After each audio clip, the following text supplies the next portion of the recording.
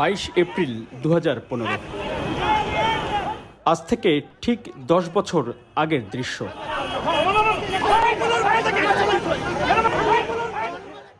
রাজধানীর বাংলা মোটর সিগন্যালের ঠিক মাঝামাঝি জায়গায় সাবেক 3 বারের প্রধানমন্ত্রী বেগম খালেদা জিয়ার গাড়িবহরে হামলার দৃশ্য।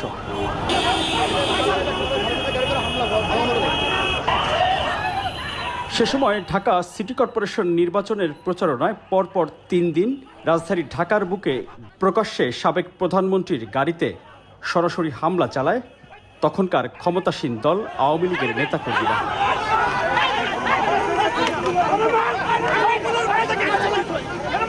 22 এপ্রিল 2015 বিকাল 5:30টার দিকে বাংলা মোটর সিগন্যালের কাছে পৌঁছালে অতর্কিত জয় বাংলা স্লোগান দিয়ে বেগম খালেদা জিয়ার গাড়িবহরে হামলা করে আওয়ামী লীগ ও ছাত্রলীগের নেতাকর্মীরা।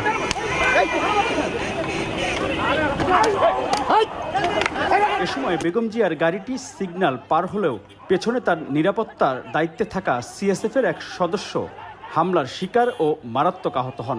তখন হামলাকারী একজনের কোমরে আগ্নেয়াস্ত্র দেখা যায়। বেশ কয়েকজন মিলে সিএসএফ সদস্য সামিউল হককে রাস্তায় ফেলে পেটাতে থাকেন ছাত্রলীগের কেন্দ্রীয় কমিটির 2 নেতাসহ আরও কয়েকজন।